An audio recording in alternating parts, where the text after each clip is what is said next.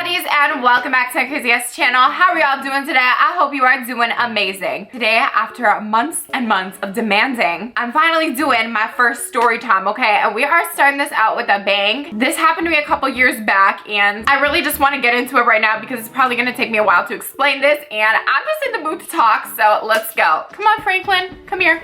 Okay, we're ready. Also, y'all are gonna have to pretend that I have enough titties to fill this top out because I did not spend $50 on it to not wear it, bitch. Imagination is a virtue, so go ahead and imagine some double D's. Thank you.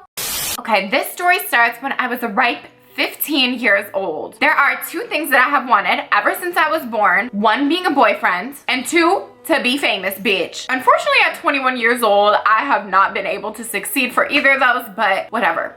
Okay, so I had decided that I wanted to be famous, bitch. I was like, I should be on Disney Channel. I should have my own show. I am that bitch, honey. I just love to entertain people. I grew up doing theater and doing a bunch of shit like that. Mamma Mia, Les Miserables, The Wizard of Oz, all that shit. Done diddly did it, bitch. I had all this energy and talent, which I wanted to use and show the world. So I actually ended up getting signed with an acting agency here in Toronto, and basically how it worked was every time a producer needed an actor for either like a movie, a TV show, a commercial, anything like that, they would tell the agency, okay, bring in all of the blonde hair, blue eyes, average height, average weight girls.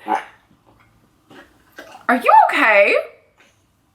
And we'll interview them. So I got to know a lot of people that look hella similar to me, which was kind of weird, but one problem that I kept running into that every single auditioner person that I ran into kept telling me was, you're great, you got the look, you got the energy, but you have no portfolio. And I was like, portfolio? I'm pretty sure I got vaccinated against that. What is it? You know, if you wanted somebody to like draw you this magical, beautiful picture or even like a tattoo or something like that, and you're like, okay, can I see your past work? I want to know if you're right for me. And they're just like, oh, well, I don't have a portfolio, but you're just gonna have to trust me, I swear. You know, it's kind of like that. So I went on a quest to go ahead and make a juicy, beautiful portfolio. And how I did this was I came across a website called Mandy.com. I don't know if this shit is still up and running. It most likely is. I mean, I don't know why, but it's basically like a Craigslist for actors and models. So it's a lot of free work on there, which is what you need to build your portfolio. Like I did a whole bunch of photography students in university that just needed to practice like with their new cameras and stuff like that, and they basically like don't care what you look like. They just want to take pictures of you, or student films, stuff like that. You don't get any money for it, but it's great for a portfolio. And I got some amazing Facebook pictures back then. I used to lie and tell every single bitch that I was a model. I was like, I got another shoot today. I'm making that bag. I'm making that coins. Meanwhile, I was just making connections and doing stuff like that. So how this story starts, okay? Oh, my dog is like, I want to hear this.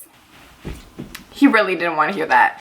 I came across an ad which seemed perfect for me. The guy was advertising a paid gig for a blonde-haired, spunky, sassy kind of spy personnel kind of thing. So I was like, you know what? This sounds great. I would love to go to the audition. Let's do it. So oh my god. I understand when you're doing like a free or like paid thing, you can't always afford to rent out like an office or something like that to interview people, but every single time I've auditioned with someone, it has at least been in like a Starbucks or like a coffee shop somewhere like free, accessible, but in public, you know? So I show up to the address that he had listed. It was basically just like, I'm actually just gonna say it, I don't give a shit. It was in Toronto, Hyde Park. And I didn't really know what to expect. I was like, okay, it's literally December. It's fucking freezing. I'm wearing 6-inch heels, 10 pounds of makeup, false lashes up to my eyebrows, barbecue sauce all over my titties. Like, he is not gonna make me wait out in the cold. Okay, so I went to school before, like high school and everything. So it was probably like 4 or 5-ish p.m. It was getting pretty dark. All right, but I was still waiting for him because I was like, okay, I want this gig. I want to do it. So out of the literal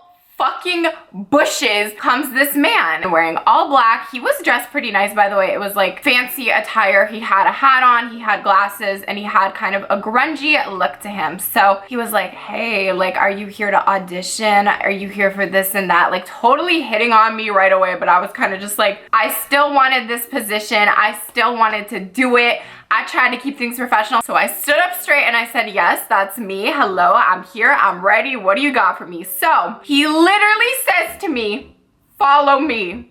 And my dumb ass, 15 years old, defenseless, dumbass bitch, follows him into the forest. Let me just say, there were a couple people like walking around the park and stuff like that, but not in the actual bushes, okay? We're not talking about no hiking trail or anything. We were literally just like going into the woods.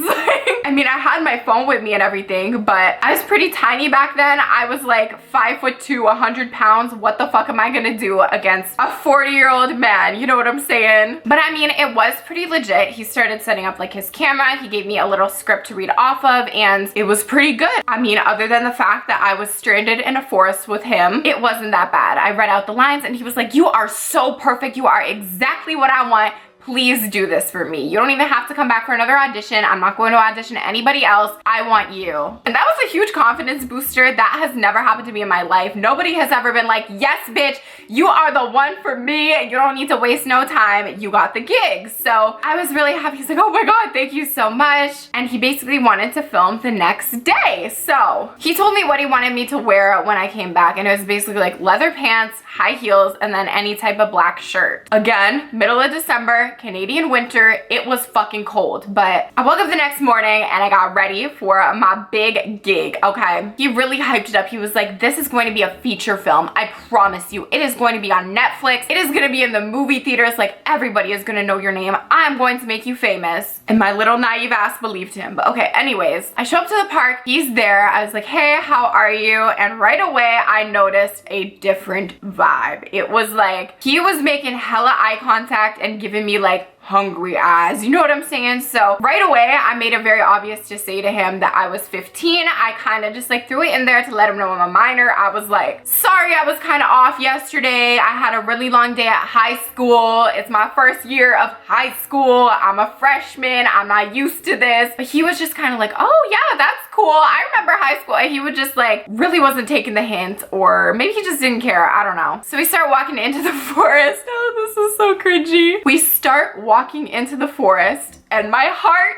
fucking drops. Like, I'm a very anxious person and I'm surprised that I didn't faint, because that's normally what I do in scary situations. But we're walking into the forest. We finally set up. He's putting the camera together and he looks at me and he's like, "Look what I have here." And he starts reaching into his suitcase and he pulls out a fucking gun. He literally pulled out a goddamn gun, bitch. Like, I can't even lie to you right now. My life flashed before my eyes. I was like, "This is it. I'm done. I should have ran at this point," but then he was like, "Oh, it's a fake gun, don't worry." It was fake, because again, like spy movie kind of thing, that's what we were doing. So he pulled it out and he's like, "I didn't really want to like spook you with it yesterday or pull it out when a bunch of people were around so that the cops get called or something like that." So I was just like, "Ah, haha, cool, nice, yeah." But we go through our lines, practice a couple times, and then we start filming. The filming process probably took under an hour, I want to say, but it was probably like 45 minutes and I was shivering. Okay, I don't think I've ever been so cold in my life. I didn't have gloves, I didn't have a hat, I didn't have anything. Here he was in like his full black suit looking all warm. He had gloves on, he had earmuffs, and I was just like shivering in my little black mesh top, my leather pants, and my 6-inch heels. I was just so cold. After we had finished filming, we were just kind of like talking while he was packing up and stuff like that, and he goes to me, "So,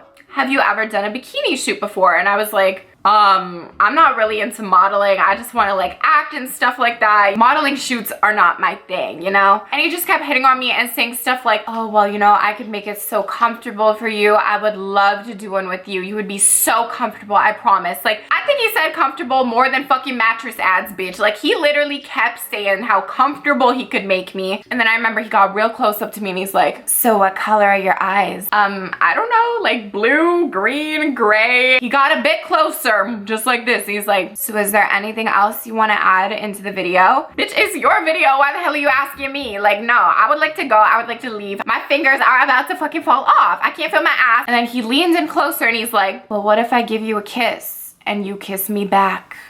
And I was like, ah!